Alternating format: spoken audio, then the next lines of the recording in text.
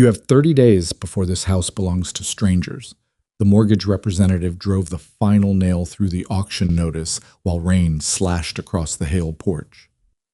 Each hammer blow carried through the front door like a judgment. Calderon stood beneath the eave without a coat. Water ran from the brim of his brown hat and darkened his worn work shirt. His broad shoulders remained still, though one hand closed around the porch rail hard enough to whiten every knuckle. Behind him, his widowed sister held her son against her skirts. The boy stared at the paper as though it had already emptied every room. "There must be an error," the sister whispered. The representative folded his hammer into a leather case. The territorial office found no error. Payment in full or public sale. Calderon lifted his gray-blue eyes. "Then the office will receive payment." No plea entered his voice. No anger escaped it either. Yet seasoned people knew that silence could be the loudest sound a frightened man ever made. What the county believed about the Hale debt was not the whole story. The truth had begun years earlier with a winter rescue, a divided key, and a promise almost everyone had forgotten. The old storyteller would have asked those listening to stay until the end, leave alike, and tell where they were watching from, just to see how far that frontier memory traveled. For the woman arriving through the storm carried more than a broken trunk. She carried the missing half of a home. The representative mounted his horse and rode toward town. Calderon remained on the porch until the hoofbeats disappeared. Then he removed the notice carefully rather than tearing it down. He folded it once and slipped it inside his vest. His sister touched his arm. "We cannot raise that sum. We will." "With what?" Calderon looked past her toward the pasture, the barn, and the river beyond the cottonwoods. Every board bore the work of people now buried on the hill. Every stone in the chimney had passed through the hands of his mother. "With whatever remains." A crash rolled across the rain. It did not come from the sky. Calderon turned toward the northern road. A freight wagon lurched through the mud with one wheel broken loose, its rear bed dragging sideways. A woman ran beside it, holding the tilting frame away from the ditch with both hands. She was enormous. Even through the curtain of rain, Calderon saw shoulders broader than many ranch hands, arms thick with labor, and powerful legs driving through mud beneath a slate-blue dress. Her honey-blonde braid whipped against her back. The wagon team panicked, pulling harder as the broken axle carved a deep trench.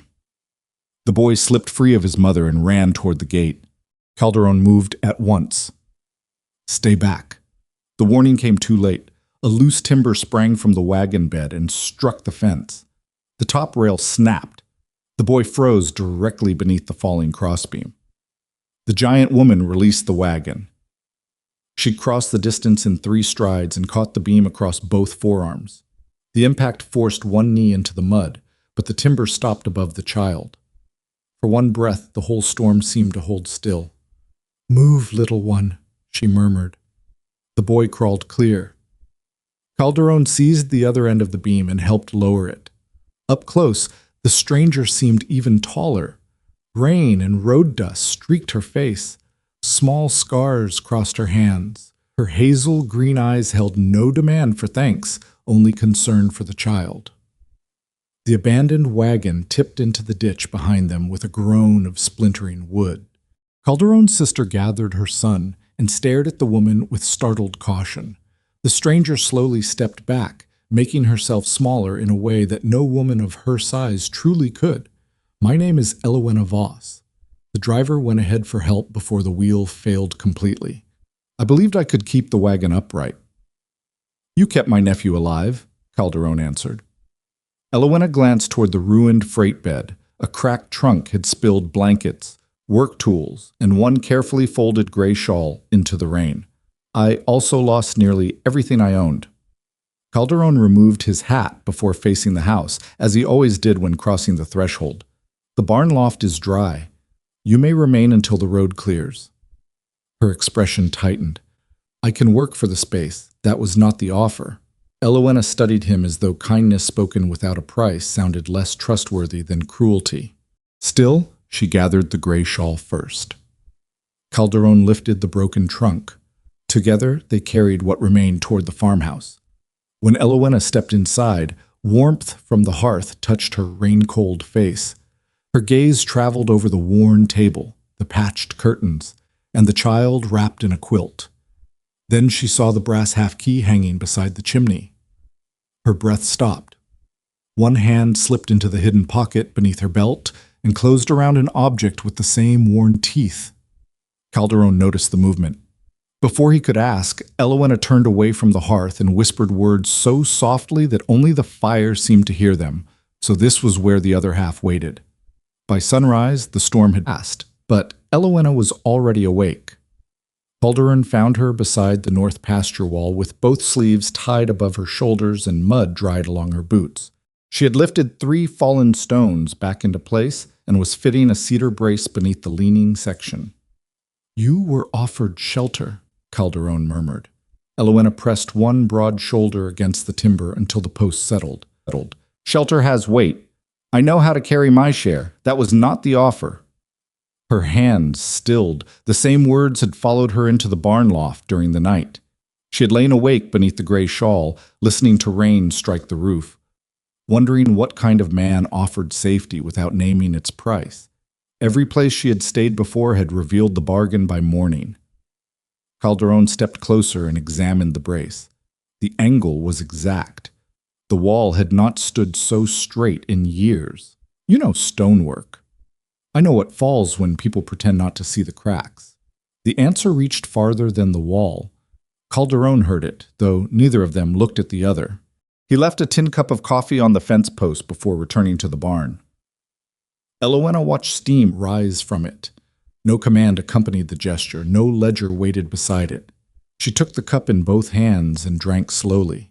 By midday, she had repaired the loose hinge on the feed room, replaced a warped ladder rung, and found the source of water leaking beneath the barn foundation. Calderon discovered each improvement only after it was finished. His irritation grew beside his admiration, and the two feelings troubled him because they had begun to resemble fear. Inside the farmhouse, his sister kneaded bread with one wrist wrapped in cloth. Elowenna noticed the swelling and quietly moved beside the table. "I can finish that." The sister drew back at first. Then the dough resisted her injured hand, and pride softened beneath pain. Elowenna worked with surprising gentleness. Her enormous hands folded the dough without crushing it. She showed the boy how to turn the bowl while she pressed and lifted. Flour dusted her forearms and settled across the strong lines of her face. The child smiled. "You are bigger than Uncle Calderon." Elowenna glanced toward the doorway, only by enough to cause arguments. For the first time since the auction notice arrived, laughter warmed the kitchen. Later, the boy followed her through the yard while she reset the henhouse door. He carried nails in a small cup and offered each one with great seriousness. Elowenna accepted them as though he were an experienced foreman. "Were you always strong?" "No." He considered this. "How did you become strong?" "By lifting what needed lifting." "Did it hurt? Sometimes." "Did anyone help?" The hammer paused above the hinge. "Not often." The boy placed another nail in her palm. "I can help now." Something inside Elowenna shifted so quietly that no one else could have named it. She lowered her face, pretending to study the hinge until the ache behind her eyes passed. That evening, Calderon found the wood box filled, the pantry shelves rearranged to keep damp from the flour sacks, and 2 cracked jars sealed with fresh wax. His sister was resting without guilt for the first time in weeks. He found Elowenna behind the barn, splitting kindling. "Enough." The axe stopped midway through its arc. "You saved money today that I did not ask you to save," he continued. "You worked from before sunrise. You accepted no meal until the child carried one outside. That ends now." Elowenna set the axe down with care. "You want me gone. No. You want me useless." His expression hardened, not with anger, but with the effort of holding back something more difficult. "I want you treated fairly. Fairly means earning my place. No. Fairly means no one taking advantage of your fear that you have no place unless you earn it." The words struck deeper than any insult could have reached. Elowenna turned away. Her shoulders, powerful enough to brace a wagon, seemed suddenly burdened by something invisible. Calderon regretted the sharpness, but he did not withdraw the truth. Work beside us. Not for us. She looked back at him then. For one unguarded moment, he saw how tired she truly was. That night, Elowenna folded the gray shawl beside her bedroll and removed the brass half-key from its hidden pocket. She traced its broken edge with one thumb. The barn door creaked. The boy stood in the opening, carrying a blanket. "You forgot this." Elowenna quickly covered the key, but it slipped from her fingers and landed in the straw. The child picked it up. His eyes widened. "That looks like the one by our fire." Elowenna gently took it from him. "It belonged to my mother." The boy tilted his head, then repeated words he had once heard beside the hearth. "A roof may shelter people, but a home remembers who was welcomed." Elowenna went still. Her mother had whispered those exact words on the night she died. The county meeting hall smelled of wet wool, lamp oil, and old pine boards. Elowenna stood near the back wall because every bench had been built for smaller bodies. Her slate blue dress had been brushed clean, though dust still rested in her boots. Calderon remained beside her, hat in hand, his silence steady enough to make the crowded room feel less hostile. At the front table, 3 county officers examined bids for repairing the washed-out culvert and rebuilding the South Bridge approach. The work would pay enough to cover nearly half the Hale mortgage if completed before the summer cattle drives. Calderon had prepared to submit his name alone. Elowenna had stopped him at the farmhouse table the previous night. The stone beneath that approach was laid against the water instead of with it, she had murmured, tracing the county sketch with one thick finger. Another hard rain will tear through the same place. Calderon had studied her correction. "Can you rebuild it? Yes. Then your name belongs on the bid." The memory remained between them when the county clerk lifted the paper. Calderon Hale and Elowenna Voss. A ripple of amusement moved across the room. One rancher leaned toward another. Perhaps the bridge needs carrying instead of building. Several men laughed. Elowenna kept her face still. She had heard worse in quarry camps and freight yards where employers admired her arms but refused to place her name on skilled work. Yet humiliation never became lighter through repetition. It merely learned new places to hide. Calderon set his hat on the table behind them. The quiet motion ended the laughter nearest him. A gray-haired contractor named Harland rose from the first bench. "County work requires judgment, not spectacle." Calderon looked toward him. "Then judge the plan." No threat sharpened the words. None was needed. Harland opened his mouth, but the lead commissioner raised one hand. "Miss Voss, the engineer recommends a timber channel, 6 feet wide, with stone packed along the outer bank. Your proposal changes both measurements." "Explain why." Elowenna walked to the table. The floor creaked beneath her weight. Faces turned. Some stared at her shoulders.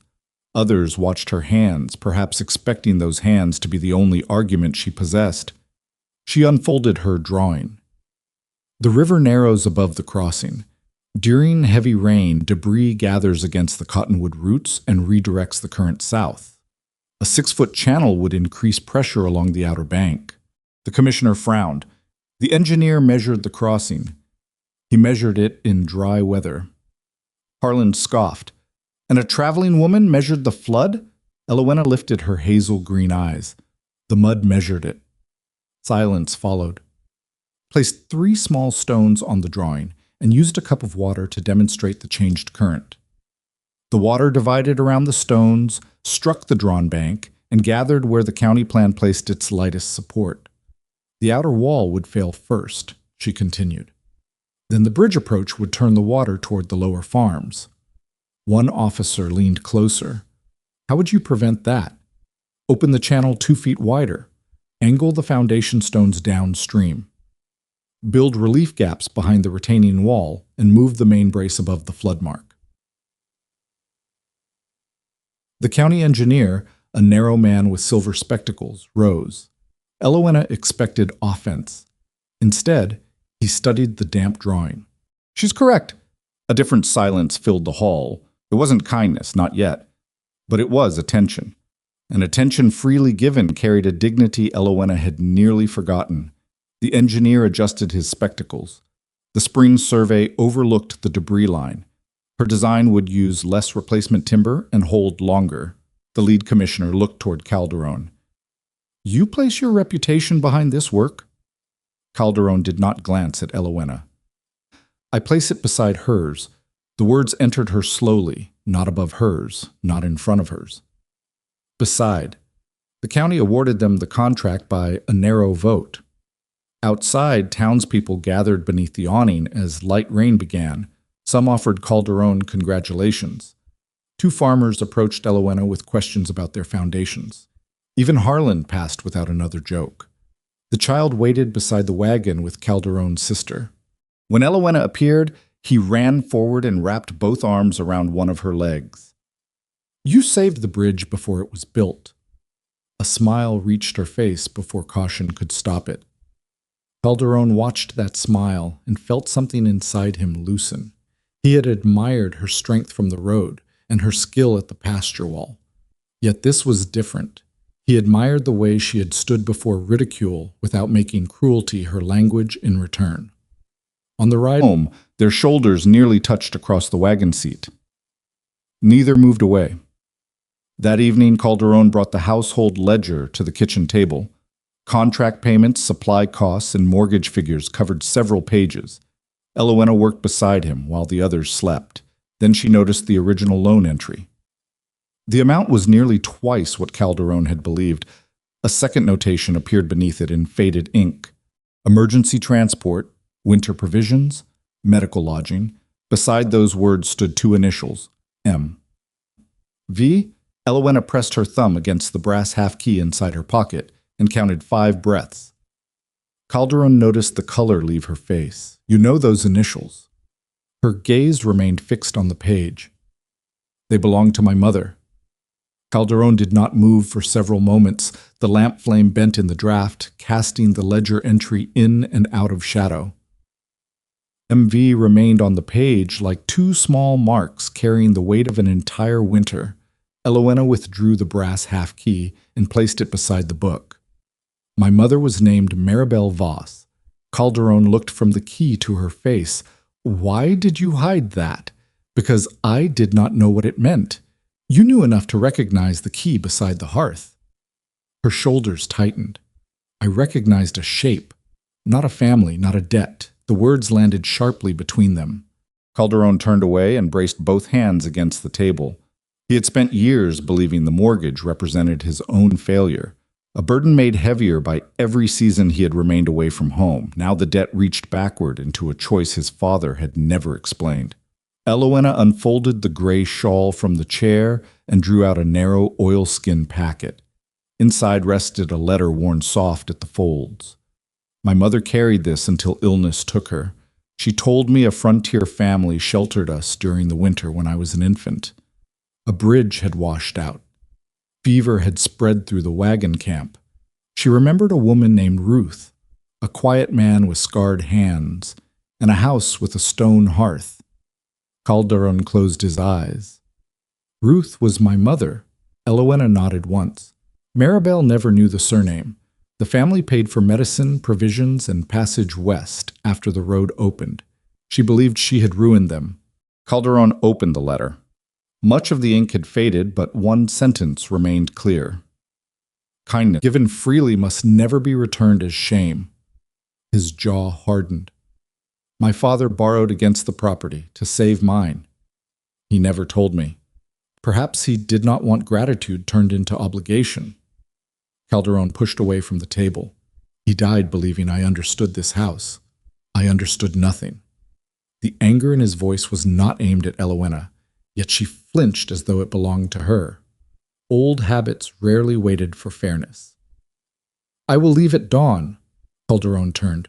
No, my family caused the debt. Your family survived it. The difference will not matter when strangers take these rooms. It matters to me. Elowenna gathered the letter, but Calderon placed one calloused hand over it. His touch was careful, almost uncertain. You arrived after the notice was nailed to the door. You did not create this. I carry the reason. You carry a key and a promise my mother could not repay. Calderon released the letter. Then perhaps you misunderstood the promise. Before she could answer, the farmhouse shifted in the night wind. A low groan traveled through the floorboards. Both looked toward the hearth. The foundation stone beneath its left corner had cracked further. They worked outside until midnight, digging away wet soil and placing temporary braces beneath the sagging wall. Calderon lifted the timber while Elowenna drove the support into place.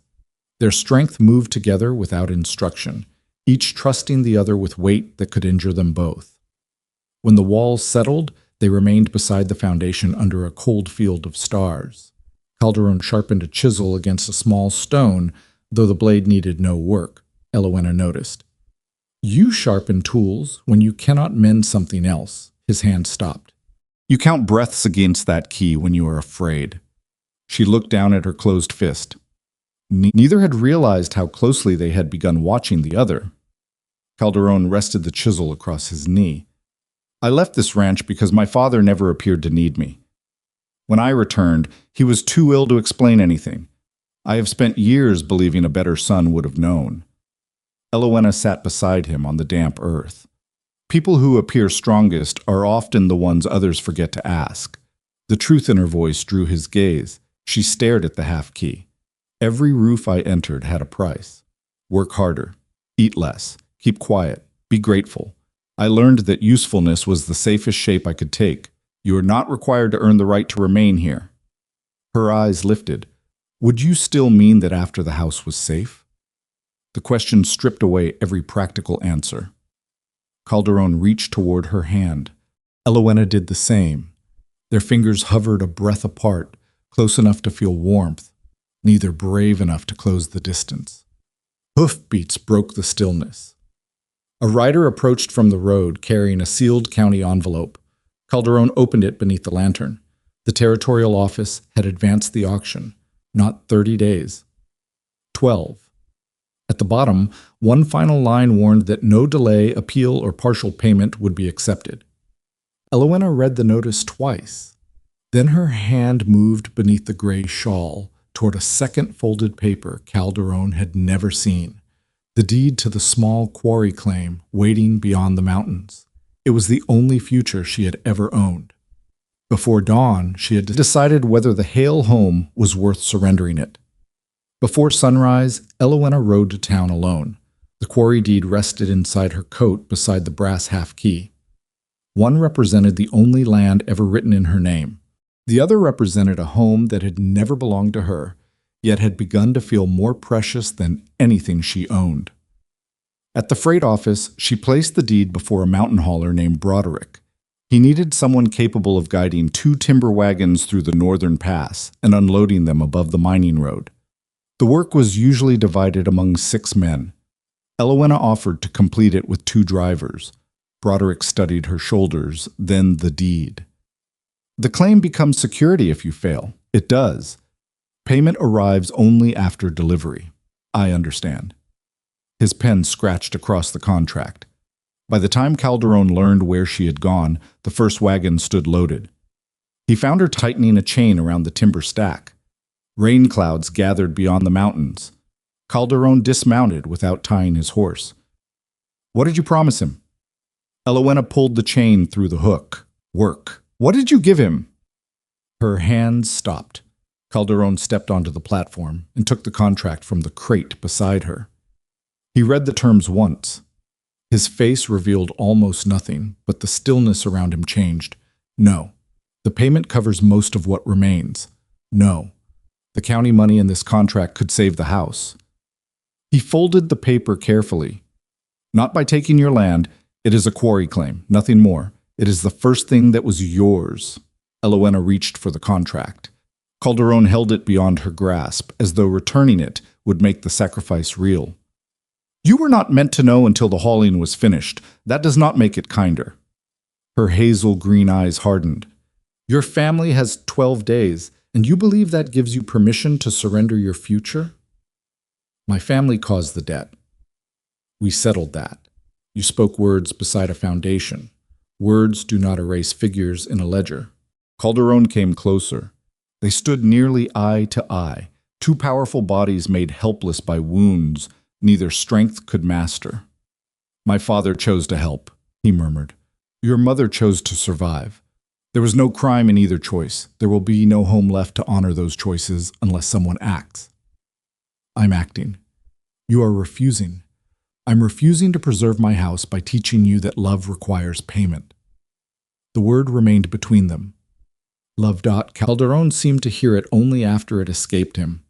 Elowenna looked toward the wagons, but there was nowhere far enough to hide. He lowered the contract. The house changed when you entered it. My sister rests, the boy laughs. The barn feels less empty. Even the silence at supper changed. Elowenna pressed one thumb against the key in her pocket. Calderon watched the familiar motion. I do not want your claim. I want you to remain after there is nothing left to repair. Her breath caught. No employer had ever asked who she might become when the work ended. No relative had invited her to stay without placing another burden in her arms. She wanted to tell him that leaving frightened her more than losing the quarry. She wanted to confess that every road beyond the Hale gate had begun to feel like exile. But fear spoke first. You may feel differently when the notice is gone. Calderon's jaw tightened. And you may spend your whole life leaving before anyone receives the chance to prove otherwise. The truth wounded because it was gentle. Broderick approached from the office and glanced between them. Calderon returned the unsigned copy. The contract will not use her land as security. Broderick shrugged. Then there is no contract. Elowenna expected anger. Instead, Calderon removed his hat and looked at her with tired honesty. I would rather lose boards and stone than watch you purchase a place beside us. He mounted and rode away before she found an answer. Rain began that afternoon. It fell steadily, filling wagon ruts and darkening the fields. Elowenna returned near dusk, carrying her deed beneath the gray shawl. Calderon was reinforcing the river fence. Neither apologized, but he handed her a hammer, and she took the post beside him. They worked until thunder rolled overhead. A cracking sound came from the farmhouse. Calderon dropped the rail and ran. Elowenna followed through mud that pulled at her boots. Inside, his sister held the child near the stairs, while dust drifted from the chimney stones. The damaged foundation had shifted. Calderon reached the hearth as its left corner sank. Elowenna braced both hands against the heavy mantel. Get them outside. He guided his family through the door, then returned despite her warning glare. I will not leave you beneath it. Together, they eased the mantle forward. A stone broke loose and struck the floor. Behind it appeared a narrow hollow inside the foundation. Something rested within the darkness. Calderon reached through the opening and drew out a rusted tin box wrapped in oilcloth. On its lid, beneath years of dust, two names had been scratched side by side. Ruth Hale, Maribel Voss. The river rose before midnight. Rain hammered the roof and turned every path around the Hale property into moving brown water. Calderon stood beneath the barn eave, watching the current reach the lower fence posts. Beyond them, bridge timber strained against its ropes. The beams meant payment. The horses meant winter work. The farmhouse held everything his parents had built. Then a lantern flashed near the flooded tack shed. Elowenna had gone back for the harness team. Calderon crossed the yard as the river tore through the lower corral. Water struck his knees, then his thighs. Behind him, his sister called from the porch, but the storm swallowed her voice. A sharp crack came from the tack shed. The outer wall leaned. A suspended harness frame broke loose and fell across the doorway. Elowenna, I am here. Her answer came strained beneath the rain. Calderon reached the opening and found her pinned beneath the heavy oak frame. A frightened mare kicked against the rear stall while water climbed around Elowenna's boots. The timber stack is breaking free, she breathed. Save it first. Calderon looked toward the river. One rope had already snapped. The county beams began shifting downstream. He turned back to her. No.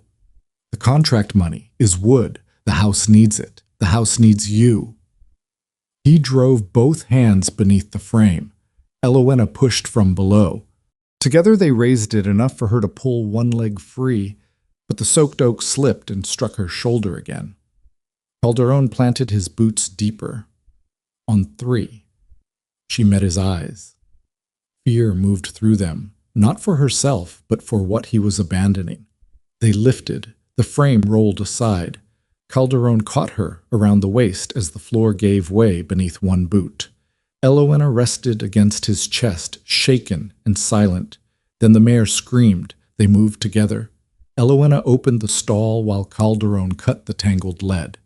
The mare surged into the yard, and Elowenna guided her toward the upper pasture. By then the bridge timber had broken loose. The river carried months of possible wages into the darkness. Calderon watched it vanish. No regret entered his face. Elowenna saw that, and something guarded inside her finally gave way. At the farmhouse, water had reached the porch steps. Calderon's sister held the child beneath a blanket. 2 calves remained trapped near the lower barn, and the chicken coop had begun to float against its fence. "We cannot reach them by foot," Calderon muttered. Elowenna looked toward the pulley line she had repaired during her first days on the ranch. It ran from the barn loft to an old loading post above the slope. "We do not need the ground." She climbed the loft ladder despite the pain in her shoulder.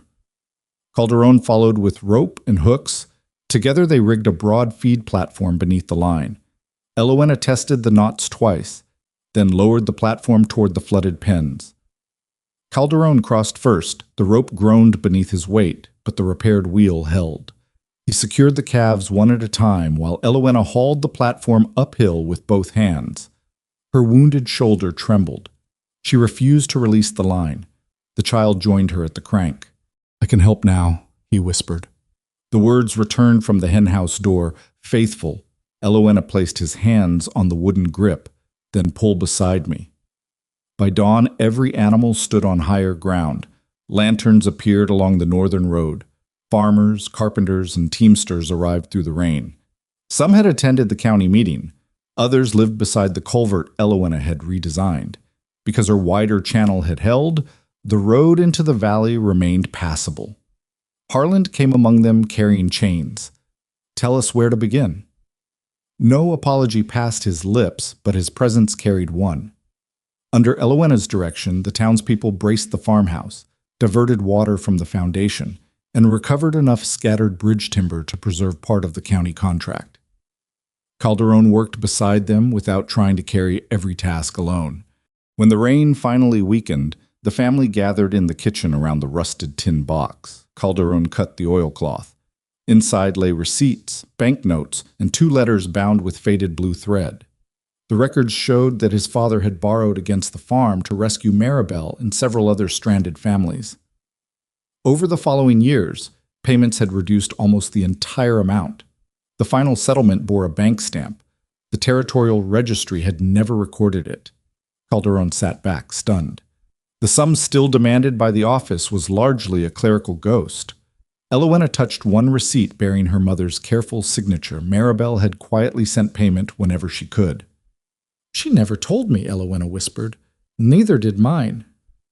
Calderon reached for her hand. This time their fingers closed. No hesitation remained between them. His calloused palm held hers without ownership. Her hand rested inside his without offering labor in return. Beneath the receipts lay a joint letter from Ruth Hale and Maribel Voss. The first pages explained the divided key and the promise between their families. Then the writing stopped in the middle of a sentence. The blue thread had once held another page. It was gone. On the back of the final sheet, Ruth had written only 7 words. The other half must choose where home begins. The auction bell rang at 10 in the morning. Nearly every wagon in the valley had gathered before the Hale farmhouse. Mud covered the road.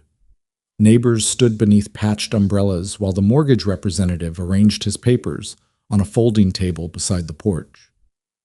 Calderon remained at the front step with his hat in both hands. Elowenna stood one pace behind him. The county payment rested in a sealed envelope. Recovered receipts lay beside it, along with the partial settlement recognized that morning by a territorial clerk. Farmers had contributed small sums. Harland had surrendered wages from 2 repair jobs. Even the county engineer had sent a note supporting the missing registry claim. It was almost enough. Almost had never sounded so cruel. The representative counted the money twice, then placed a finger beneath the final figure. You remain short by $218. A low murmur moved through the crowd. Calderon's sister closed both hands around her son's shoulders. The child looked toward the split brass key beside the open farmhouse door. Elowenna stepped forward. She removed the quarry deed from beneath her gray shawl and placed it beside the ledger. A bank draft rested beneath it. This covers the remainder. Calderon turned. Her face remained calm, but one thumb pressed against the worn teeth of the half-key in her pocket. The representative reached for the draft. Calderon placed his hand over it first. No. Elowenna held his gaze. The house can be saved, not this way. The claim is mine to surrender, and the refusal is mine to make. The crowd quieted. Calderon rarely spoke before many people, and those who knew him understood that every word cost him something. He lifted the deed and faced the gathered neighbors. My father borrowed against this land to save lives during a winter flood. He did not ask those families to purchase the right to survive. He did not turn kindness into a chain. His voice carried across the yard, low and steady. Elowenna came here by accident. She repaired our walls, saved our animals, protected the county road, and gave this family more than anyone had the right to request. I will not keep my home by taking the only ground that ever belonged to her. Elowenna's eyes filled, though she refused to lower them. Calderon returned the deed to her hands. If these walls require that price, then they are no longer the home my parents built. The representative looked toward the clock inside his case. The sale must proceed. Calderon nodded once. His sister opened the farmhouse door. She did not weep. The boy stepped inside to collect the wooden horse his grandfather had carved. Calderon touched the doorframe twice, checking timber that would soon shelter strangers. Then Harland walked to the table. What price purchases the note? The representative frowned. The property is being auctioned. That was not the question. The county engineer joined him. Then came 2 farmers whose lower fields had been protected by Elowenna's culvert. A widow offered her egg money. The blacksmith placed a folded bank certificate on the table. Harland looked across the gathering. We form a cooperative. We purchase the remaining note and grant the Hale family a fair term to repay it. The proposal moved through the crowd, gathering names and promises. No single person rescued the farm. That became the beauty of it. People who could not save a home alone discovered that together they could keep one from being lost. The representative protested until the county clerk produced the proper form. By noon, the cooperative held the debt. The auction bell never rang again. Calderon's sister covered her face. The boy ran into the yard and caught Elowenna around the waist. She lifted him without effort, though her arms trembled. Calderon watched the house remain standing behind them, yet his eyes stayed on her. That evening, neighbors shared stew beneath lanterns along the porch. Laughter returned to the yard. The auction notice burned in the hearth, curling into ash beside the joined records of Ruth Hale and Elowenna Voss. Later, Calderon found Elowenna alone in the barn. He placed the quarry papers in her hands. You kept your future, she studied the deed. The family kept the house. Because people chose to carry part of the weight. A faint smile touched her mouth. You learned quickly. I had a patient teacher. The space between them softened. Calderon wanted to ask her to remain. He wanted to speak plainly, without sheltering behind work, gratitude, or unfinished phrases. But Elowenna looked toward the open barn door. The road will be dry by morning. Fear moved through him. Elowenna. She touched his hand once, then withdrew before he could close his fingers around hers. At dawn, her bedroll was gone. So were her boots, her gray shawl, and the repaired trunk. Calderon searched the barn, the yard, and the northern road. No trail remained clear after the night mist. On the kitchen table, both halves of the brass key rested together. Beneath them lay the missing final page of the mother's letter. Calderon unfolded it with shaking hands. The first line revealed that Elowenna had known where the page was hidden from the moment she arrived. The final line explained why she believed she could never stay. The missing page had been sewn inside Maribel's gray shawl. Elowenna had found it after her mother died, but its instructions frightened her more than any road. Calderon read the final lines beside the cold hearth. When the two halves meet, the child who carries ours must make one honest choice. She must not stay from debt, gratitude, fear, or the need to prove her worth.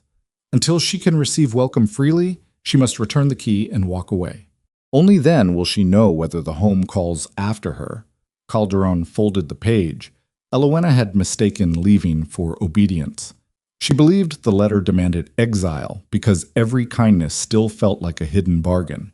The mothers had trusted someone inside the house to follow. Calderon took his hat and rode toward the county bridge. Water moved calmly through the wider channel Elowenna had designed. A freight convoy waited beyond it. Elowenna stood beside the rear wagon with her trunk at her feet. Her gray shawl covered her shoulders, but her fingers had closed around nothing. The key was gone. So was the ritual that had steadied her fear. Calderon dismounted in the middle of the bridge. Elowenna. She turned slowly. He crossed the planks while the river moved beneath them. No anger sharpened his face. Only fear remained, plain at last. You left the page. I believed you deserved the truth. You left the key. It belonged beside the hearth. One half did. Her gaze lowered. The house is safe now. There is no reason for me to remain. That is the first untrue thing I have heard from you. Elowenna drew the shawl tighter. Your family no longer needs my labor. I know. The bridge can be finished without me. I know. My mother's debt has been answered. There was never a debt. Then what could I offer? Nothing. Pain crossed her face, but he stepped closer.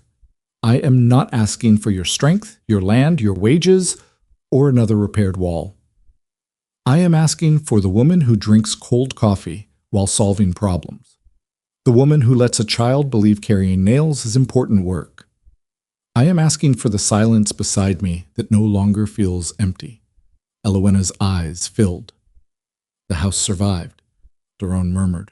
Home did not. Home walked away before sunrise. For once, she did not count breaths. She let fear pass through her without obeying it. What happens when I have nothing useful left to give? Then you sit beside the fire. And if I become afraid again, then I remain. And if you become afraid, his answer took longer. Then I will tell you. That promise cost him more than land or pride. Elowenna understood. She reached for his hand and closed her fingers around it. The convoy departed without her. They returned to the Hale farmhouse before noon. Calderon's sister wept when Elowenna entered. The boy ran from the porch and pressed the joined brass key into her palm. Together, Elowenna and Calderon hung it beside the hearth. Calderon touched the doorframe twice, then looked toward her. A roof may shelter people, but a home. Elowenna finished the words her mother had carried across a lifetime. Remembers who was welcomed. In the seasons that followed, the cooperative debt was repaid fairly. The county bridge endured 3 spring floods. Elowenna kept her quarry claim and used its stone to strengthen neighboring foundations. Calderon trained horses, repaired barns, and slowly learned that asking for help did not diminish the hands offering it. They married beneath the cottonwoods without spectacle. Harland built the benches. The county engineer brought the bridge drawings as a gift. The boy carried both halves of the key on a blue ribbon until the ceremony ended. Years softened the scars without erasing them. Some evenings, Elowenna still woke believing shelter must be earned before morning. Calderon would place a cup of coffee beside her and sit without demanding explanation. On difficult days, he still sharpened tools that needed no edge. Elowenna would rest one hand over the whetstone until he looked up. Neither became fearless. They became known. That was better. The farmhouse changed slowly. A stronger foundation replaced the cracked stones. A wide chair appeared near the hearth because Elowenna had never fit comfortably in the old ones. Children from neighboring farms came for bread, stories, and help mending whatever they had broken. No one entering the Hale home was asked what they could pay before receiving warmth. The gray shawl remained folded inside a cedar chest, but the brass key stayed in sight. Whenever travelers were stranded by rain, Calderon opened the barn. Whenever a woman arrived carrying more strength than trust, Elowenna offered food before questions. They never called such things repayment. They called them continuation. Long afterward, people remembered that a giant woman had helped her cowboy neighbor keep his family home. Yet those closest to the truth understood that the rescue had moved in both directions. Elowenna saved the walls from loss. Calderon saved her from believing love was another form of labor. And the house, built from river stone and unfinished promises, taught them both the lesson their mothers had hidden inside a broken key.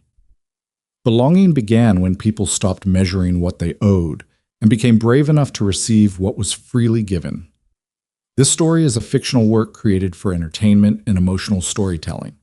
All characters, names, locations, businesses, documents, and events are imaginary. Any resemblance to real people, living or deceased, or to actual events is entirely coincidental. The story presents a family-safe interpretation of frontier life and is not intended as a precise historical record, legal guide, financial guide, or representation of any real community.